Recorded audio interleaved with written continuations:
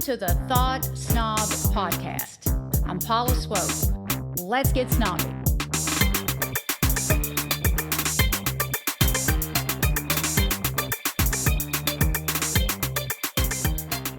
Welcome to another episode of the Thought Snob Podcast. I'm your host, Paula Swope, and my husband Will is here with me.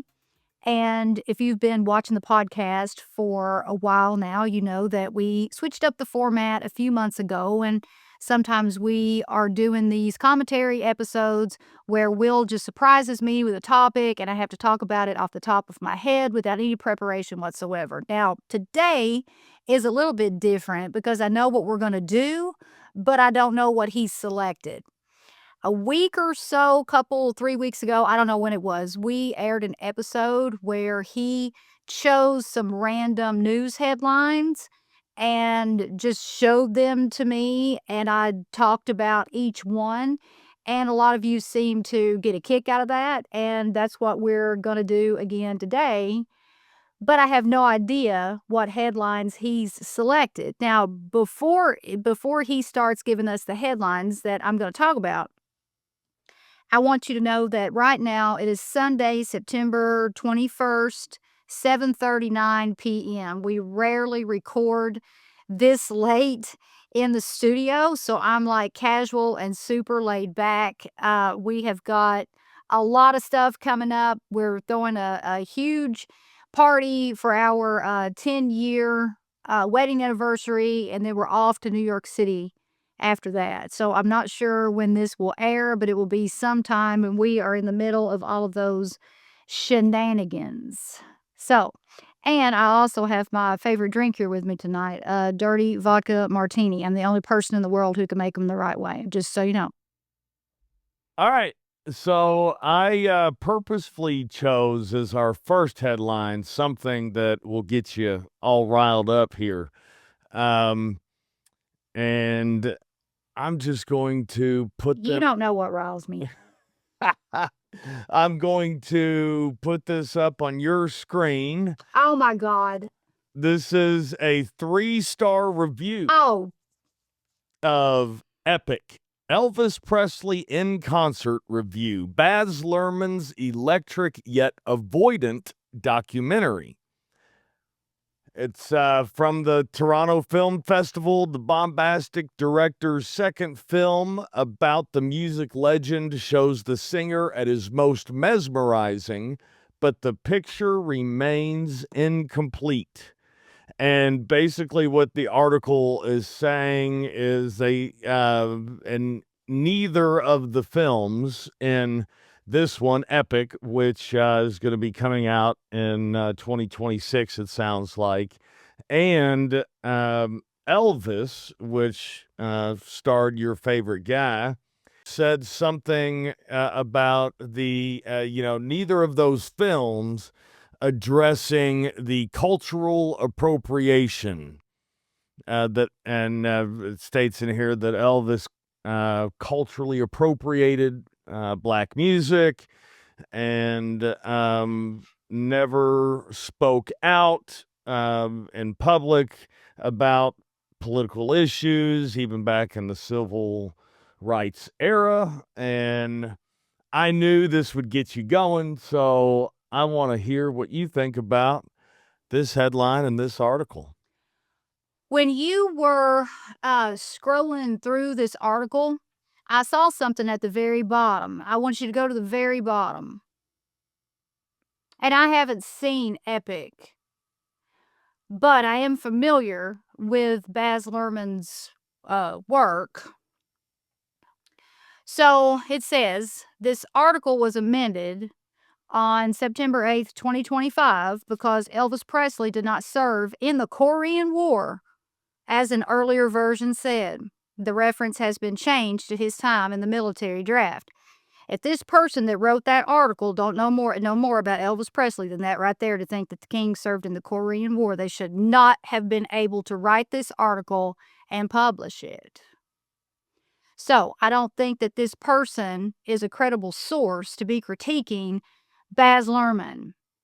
I don't know everything that's stated in this article. And again, I have not seen Epic. And I know that in Baz Luhrmann's Elvis, the biopic, there were inconsistencies here and there.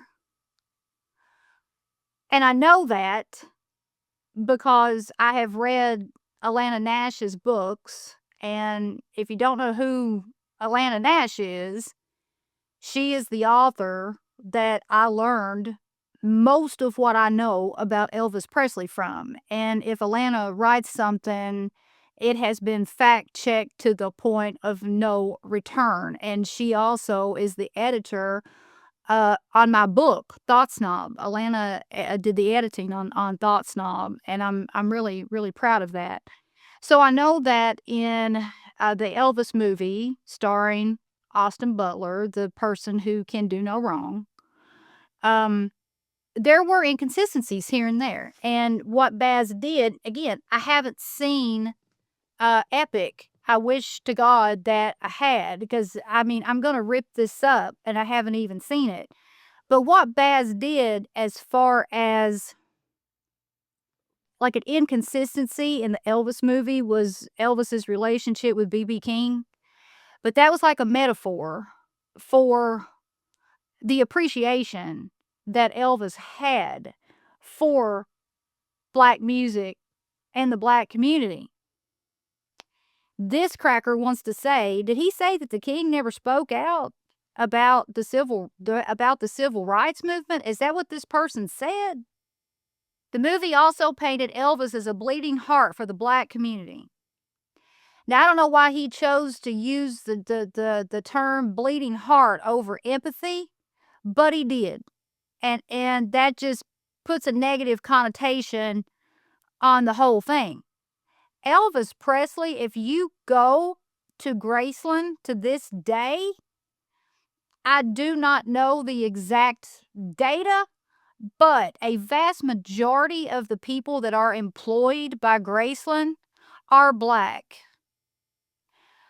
Lisa Marie Presley has, well, God rest her soul, she is no longer with us, but she carried on the philanthropic work that Elvis did in Memphis, where he grew up. A lot of people may not know this, but he had a deep appreciation for the black community because he grew up in the black community.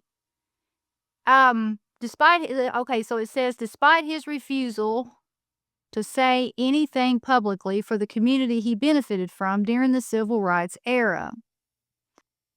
And no, Elvis did not speak out publicly about politics. During his press conference before he played The Garden in New York City, that was a really dumb interview, but he just shined like a god in that outfit, and he was just incredible looking, and every single answer was just eloquent and classy and respectful. But some of the people, the interviewers, kept pushing him to answer politically driven questions. And I'm just an entertainer. He didn't really want to speak out about things like that because he knew those were contentious topics, and he was respectful in that manner, and he knew his role, and he stayed in his lane with things like that. And he did show up at the White House unannounced to see Richard Nixon, but that's a whole other story. Elvis did not say a whole lot about the things that he believed deeply in, but the way that he operated was really, there was power and messages in his actions. So in the 50s, when radio and venues were segregated, Elvis's success helped to break down those barriers. He also performed on black radio stations and was often one of the few white artists openly acknowledging the debt rock and roll owed to African American musicians. Elvis honored black musicians all the time. There are live recordings of this from Vegas. Blueberry Hill. I found my thrill on Blueberry Hill. Why is that artist leaving my brain? That song was done by Fats Domino. Fats Domino. If you listen to if you watch his performances from Vegas, or you listen to any of the live recordings, Fats Domino is in the audience, and Elvis acknowledges him. And there were many times when Elvis recorded a song and it had been originally done by a black artist, and he would say, they did such a better job on that than I did. And you can fact check me here. I'm not making all this stuff up. And so I don't really. Little Richard and James Brown both acknowledged that Elvis's fame opened doors for black artists by showing the world the commercial power of their style. So although maybe Elvis did not speak out, I actually need to fact check that. I don't think that he did either, but even though maybe he didn't speak out during the Civil War era, Civil rights. Sorry, civil rights era. What tree is this cracker trying to bark up? Didn't Elvis? I bet when this dude right here, or whoever wrote this article, is let's say 90 years old or 95 years old, I bet nobody is writing articles about them, much less still making movies about them. I mean, come on, you can nitpick Elvis Presley to pieces. It's absolute bullshit. And I'm trying to find the facts here. Didn't Elvis call Fats Domino the real king of rock and roll? I think it was Fats Domino. If you take a look at who he hired to sing backup, the Sweet Inspirations, they were black. All the female singers that he had, there were more than the Sweet Inspirations. Whitney Houston's mother. All of the female backup singers he had were black, outside of Kathy Westmoreland. She was white, the soprano. But if he had a problem with black musicians, I don't understand why he hired them and worked with them so much and praised them so much. I was hoping I'd get y'all riled up on the first one. Let's continue here. Being a high-profile comedian right now is no joke. With the suspension of Jimmy Kimmel on the heels of the cancellation of Stephen Colbert's show, the landscape has unquestionably shifted for comics and hosts. I heard Donald Trump say that Jimmy Kimmel has no talent, that Jimmy Fallon has no talent. Stephen Colbert had the highest ratings, but he still had to go. Okay, I disagree. I think that they are brilliant. I think that anybody who is talented enough and quick-witted enough and savvy enough to make people laugh, those are some of the absolute smartest people on this planet, and they shouldn't be undervalued or underestimated. That said, they fucked up because they did the opposite of what they should have done. The absolute best way to get back at an attention seeker is to do what? Ignore them. The best thing you can do to an egomaniac is not feed their ego. Everybody is talking about Donald Trump. You can't get through a TV show, a YouTube video, a conversation at the gas station with a friend, with anybody, that his name doesn't come up. And that's what he wants. If everybody would stop talking about him, they would take away so much of his power. Because his power, a lot of it right now, lies in people's reactions. And everybody is losing their shit. So if they would just stop, like silence, I mean, stop talking about him, stop bringing up his name, no SNL skits about him or the administration, don't even hint at anything to do with him or the Republican Party or anything to do with politics. Just shut up. What would happen? Jimmy Fallon, as long as he's going to be on the air, frankly, I think they're all getting canned. I think they're done, and I think they know it. John Oliver, Jon Stewart, Seth Meyers, Jimmy Fallon, anybody that has a show like Colbert and Kimmel did, they need to stop talking about Donald Trump and talk about the landscape has unquestionably shifted for comics and hosts. Well, they need to shift it some more. And for the first time in a long time, stop putting their time, energy, and attention into politics. Stop talking about that cat. That's my take on everything that's going on right now. Because if people keep this up, I think it's going to get to a point that stand-up comedians won't be able to sell tickets through Live Nation if they have anything about Donald Trump in their skit that is of a defamatory nature. It's really already going down to a certain extent on social media. And I know Jimmy Fallon was what's the terminology? It's indefinitely suspended.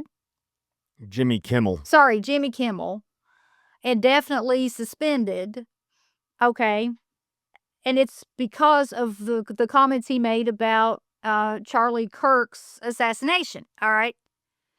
I heard his monologue about Charlie Kirk, and that was mild in comparison to what I've heard him say about people in the past. And if he is not allowed to make comments like that, then people in the Trump administration cannot be allowed to make comments like that. He didn't even make a negative comment about Charlie Kirk. No, he didn't. And I listened to it twice just to make sure that I was hearing what I needed to hear. And I've heard him say a whole lot worse than that. Now, I admit that I have gotten a little disenchanted with every time I hear a late night TV host or someone in a comparable role just beat, a political candidate or a political figure to pieces. I get a little sick of that. And these people are brilliant and they're talented, and they don't have to use cruelty to be funny. And I just, good character, class, whatever, has been absent in that area for a while, and it just gets to be monotonous. It gets to be monotonous. And if there's anything positive that comes out of this absolute violation of free speech, then I hope that it's that people rethink how they express their God-given talent. Don't waste it to beat up some egotistical maniac. But that's what I think. They need to stop talking about him. All right, next. Meta unveils smart glasses with apps and an artificial intelligence assistant. At its, at its annual developer conference on Wednesday, Meta showed several new smart glasses, which have been a surprise hit for the company. What do you think about smart glasses and gadgets? I probably won't have a pair of these, but technology keeps advancing, And it's at a place, I've said this before, that I never thought I would see in my lifetime. But it's just another gadget. I mean, they're gonna keep on, coming out with more stuff and more stuff and more stuff, and I think it's gonna get to the point that people aren't even gonna be able to think for themselves, and I don't believe most of what's in the Bible, and I'm not quoting the scripture verbatim. I don't know where it's at, but it alludes to something like, and this could be in Revelation, I don't know, but something like it's gonna be a weaker, wiser world. And I feel like that has come to pass. Yeah, maybe. Now that I think about it, is this wisdom? I don't think that you could classify this as wisdom. But the more that you rely on technology to do your thinking for you, then the less you're going to be able to think for yourself. And I'm I'm not that into gadgets. I quite frankly, they annoy me, and I probably won't have a pair of these smart glasses. I mean, at some point, and I'm in no danger of falling victim to this really, because I'm 48 years old, and when I was in school, like if I wanted an article or some kind of research, then my ass had to go to the library and dig for it. And there's a part of me that still enjoys doing that. It's easier to access the research with the click of a button, but I do think that the person who uses the internet and uses apps and gadgets and just technology to the max, it does make them a weaker person. I can't say it's gonna make them a wiser person either, because wisdom is it's earned. Wisdom is something that accumulates over time. It's like experience and knowledge accumulate over time, and then you get wisdom. And I just don't feel like that the gadgets can deliver true wisdom and or really mental strength. I mean, I think part of the infatuation with gadgets is just learning to use them. And then by the time you learn to use them and you really like something, then it changes and it just puts us into this state of like instant gratification. And I have been very impacted by that. I remember when I didn't have high speed internet. It was through was it like a cable modem or something? Oh, no, that would have been through the phone lines.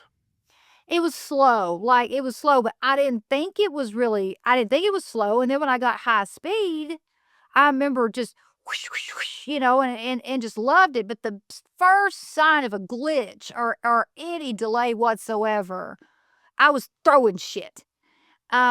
And that's what it's done to us, and everybody's addicted to this damn iPhone. And I'm not saying this is cliche to say this and redundant at this point, but if you take a look around the room, I mean, my mom is even doing it. Like when we're upstairs with, her and Claire, just sitting around upstairs in the living room, everybody, like, just like this, and it just drives me fucking nuts. It's like, God, it's just another addiction, and that's what this is. I don't want a pair.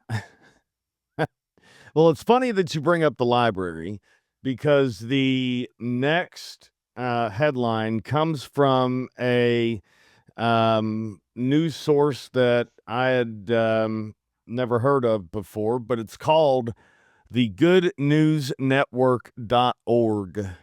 Goodnewsnetwork.org, And okay? so I figured, we get so many of these negative headlines, and there's so much that is put out in front of us that is negative and that shows divisiveness, that I thought maybe it'd be a good idea to look up some good news. And the good news here is that Boston is going to open a series of affordable housing developments atop their public libraries. So, and further down in the article, there's just a really quick blurb that I want to read. It says, since 2021, the city has aimed at following New York City and Chicago's lead of building affordable housing atop libraries, a community service at the very feet of the community that uses it. I think that's pretty cool. And a lot of thought has gone into that, and somebody with wisdom has thought about that. And I just feel like that a project of that nature is going to have a more sustainable impact on the community than a pair of smart glasses with an AI system. And, Alexa doesn't have an impact on me. I mean, I don't respect her at all. I call her a robot whore. And half the time, she's nerve-wracking. She doesn't do what she's supposed to do.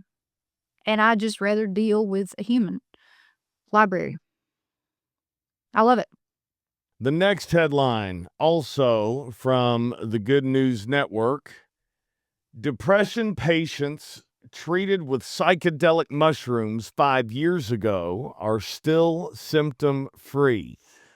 This reminded me of another episode we did, and I wanted to get your thoughts on using psychedelics, not just psychedelics, but mushrooms, a natural occurring resource, in this kind of way. I think that if anybody can benefit from the psychedelic experience, especially people battling depression, then they should absolutely give it a shot. And I've said that all along. And when we had Athena Short from Sanctuary on the podcast to talk about mushrooms, and she offered just, invaluable information. I mean, the girl knows, she knows what she's talking about. I think that if psychedelic mushrooms are used in a controlled, safe environment, then why not? Based on what I know, and I'm not an expert, but there's some science out there now to back up and to support the psychedelic experience. I'm not a medical doctor. Again, I'm not an expert here. But my guess is there are, well, not my guess, really. I have read some research. I mean, this is an informed opinion with what I'm saying here, but I think there are less long-term side effects with psychedelic mushrooms if they're used responsibly and in a controlled, safe environment with someone monitoring the experience with you. Less side effects than a lot of medications that are on the market. I know people who have been prescribed Zoloft and lithium and Prozac, and those medications absolutely have a place and they have saved people's lives. But I think that, well, I know that a lot of people are prescribed those medications and they don't necessarily need them, or they're not the right medication, or whatever the case may be. The medications don't work. The psychedelic experience works, is what I'm getting to. 5 years ago are still symptom free. I don't know if these people are on any other medications. My guess is that their cohort isn't, or that wouldn't be the headline. I like this Good News Network. I need to start following them, but I don't see anything wrong with it. I have been very curious about the psychedelic experience myself, as I said on the podcast episode with Athena. I do think that a person needs to go into doing psychedelics. I don't think that they need to jump into that if they haven't done an extensive amount of inner work, because based on my understanding, You can have a pretty gnarly, negative, crazy experience if you go into it and you haven't worked on trauma release or processing heavy emotions and memories, and you may have a bad experience. I was always confused as to why I would watch TV shows about people doing psychedelic mushrooms, and some people would just be violently vomiting. And then after talking to Athena, I got, validation about what I thought about that, why people behave that way. And it's because they have got some, deep rooted trauma and stuff going on that has been, below the surface, whether, at a subconscious or even, unconscious level. And I think if you're careful, and I think that the psychedelic mushrooms could potentially change your life. Well, I'm glad you love the Good News Network because we're going right back into the shit here. Political violence isn't new, but something about this moment is. Charlie Kirk's assassination fits into American history. How does it fit into our politics? Well, I'm going to tell you how it fits because nobody won't do anything about gun control. The person who killed Charlie Kirk was just another maniac with a gun who shouldn't have had a gun. I don't care what his political party was, and at this point, I don't know what his political affiliation is. There's been so many stories floating around. But no, it's not anything new because people up on the hierarchy, for some odd reason, won't do anything to deter gun violence. They will deter the traditional definition of terrorism. There's tons of deterrence strategies in place for terrorism. Department of Homeland Security stepped in when, September 11th happened. I have never seen any kind of movement or work like that over gun violence. I mean, there are school shootings all the time, and I just don't understand. And that's all I think about when I hear about Charlie Kirk's murder. I don't think about Democrat. I don't think about Republican. I don't think about any of that. I think about, why did that fucker have a gun if he is that crazy that he is going to go and he is going to assassinate anybody? I don't care about Charlie Kirk's political affiliation. I care about him dying the way that he died. That's not okay. School shootings are not okay. Every time I go to a school function at Claire's school, I should not be watching my back. I should not even have those thoughts that somebody's going to come in there with a gun and just let go. I shouldn't even have to worry about that or think about that. But it is always pecking on my shoulder when I'm in a large crowd of people. And that's bullshit. It shouldn't be that way. As much money as America has, and as much money that has been wasted on shit that don't work, security measures could have been put into place. You don't see people shooting up airports because they know they can't get in there with their guns, because there is security out the wazoo to get on a fucking airplane. Why isn't it like that at schools? Why isn't it like that in movie theaters? Yeah, it'd be a pain in the ass, but I wouldn't gripe about it.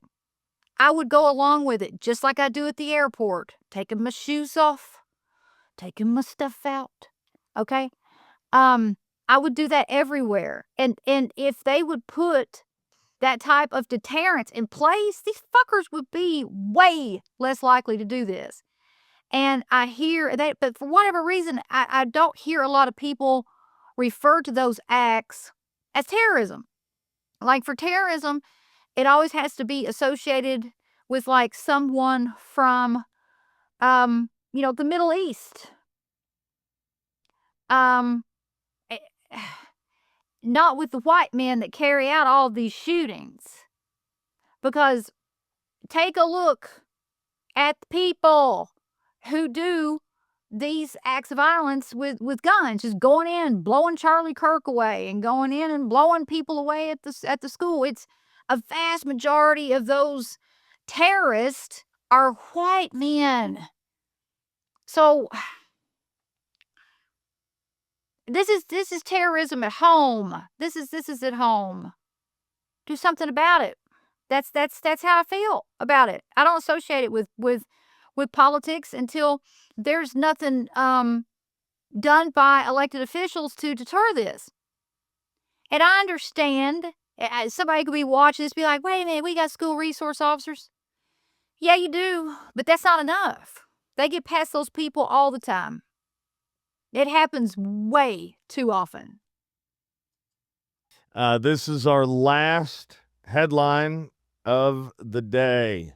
Pregnant women should not use cannabis, new medical guidelines say. Marijuana during pregnancy is linked to poor birth outcomes and developmental delays in children, a leading medical society advised. Now, before you say, well, no shit, this is just a way for me to approach the subject of legalized marijuana with you. I think that marijuana should have been legalized a long time ago. If alcohol is going to be legal, marijuana certainly should be. I never do hear of anybody dying from marijuana or like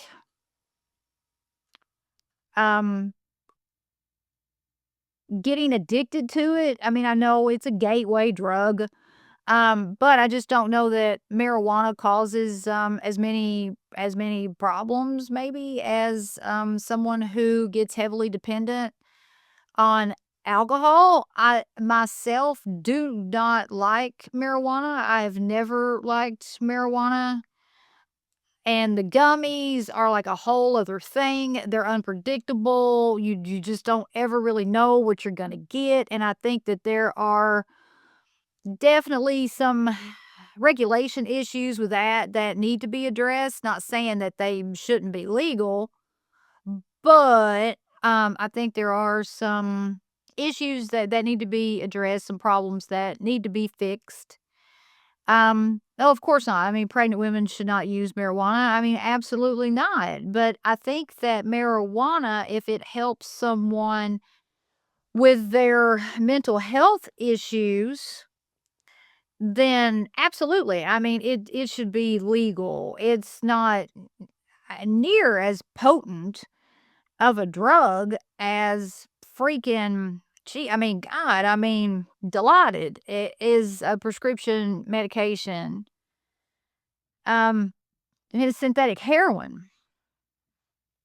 So a lot of our prescription medications are way more potent and have way more side effects and dependency issues than marijuana.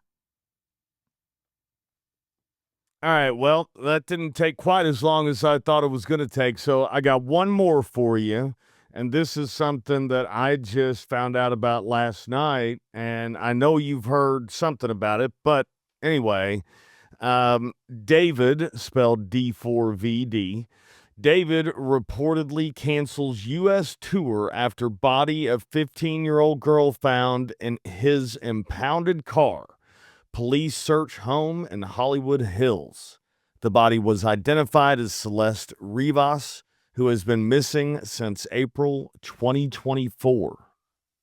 Never heard about this guy until yesterday. And I saw a video floating around TikTok and it caught my attention. And initially, when I heard the story, I did not feel, I was not convinced that he did it. But after I paid a little closer attention to the evidence and listened to the lyrics of his song, Romantic Homicide? Romantic Homicide, I think that's the name of it. Something like that. This is what I think happened.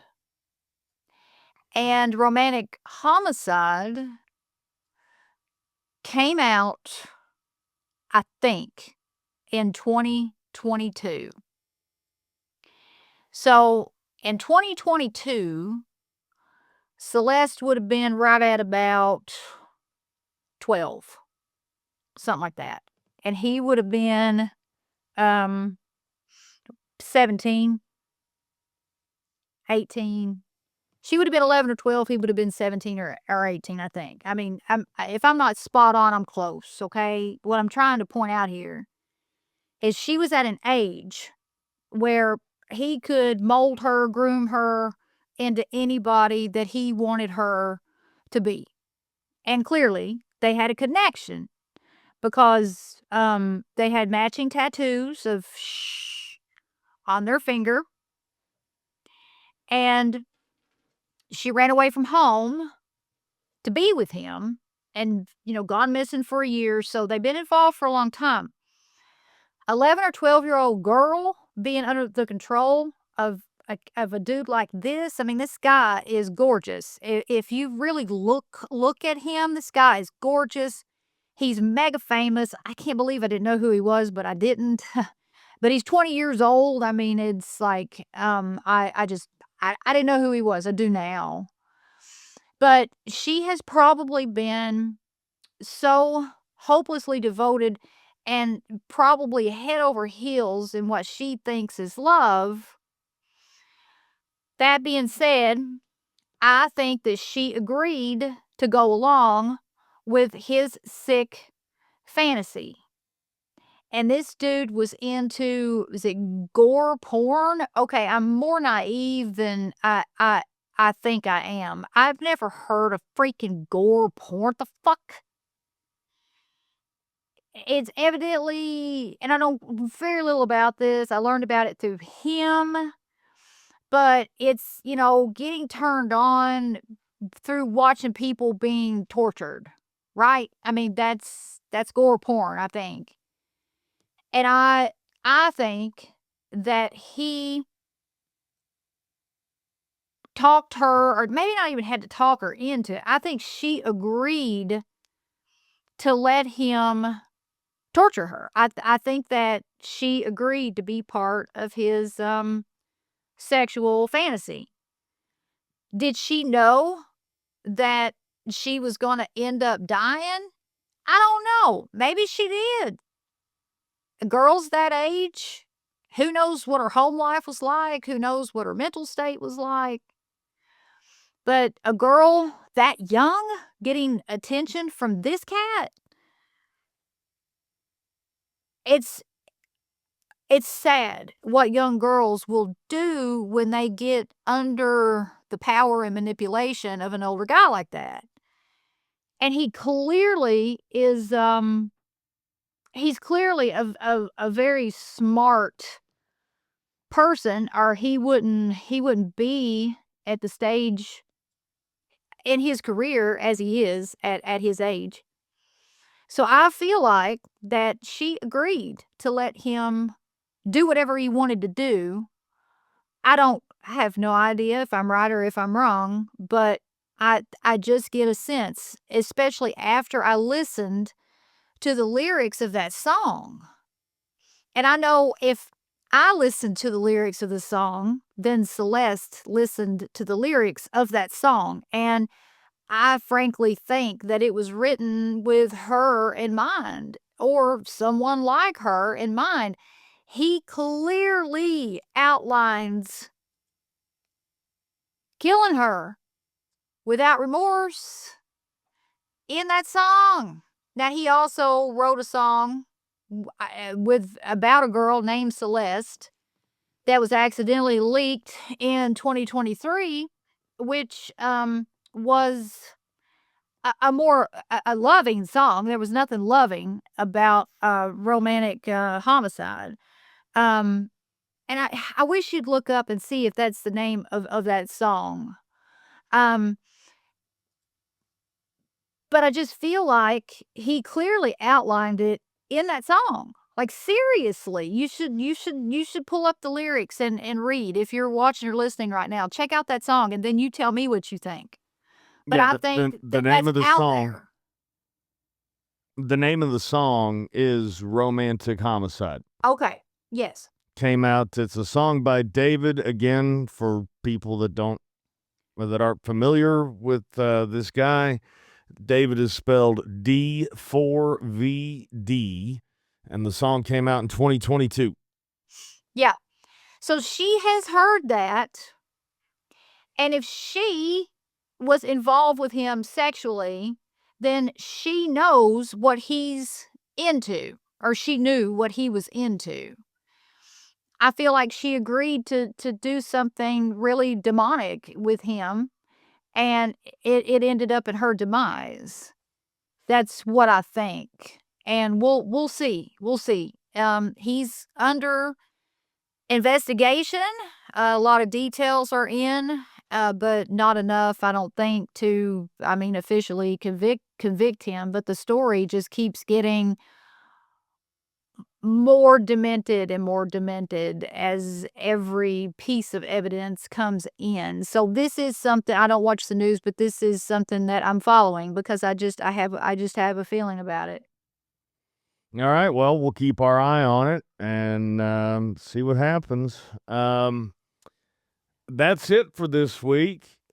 Thank you to everybody again for listening to the Thoughts Not podcast with Paula Swope. As always, we are available wherever you get your podcasts. If you're listening to us, you can also watch the episodes on YouTube. Just search for the Thoughts Not podcast. We'd love to get some more comments, some more reviews and ratings. Let us know what you think of the podcast. Let us know if there's something you'd like for us to talk about. See you guys next week.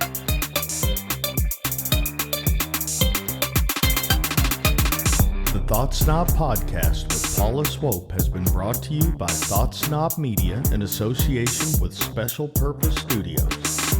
All production, mixing, and sound engineering by me, Will Swope. We hope you've enjoyed this podcast. Please take a few seconds to give us 5 stars and leave a review. See you on the next Thought Snob podcast with Paula Swope.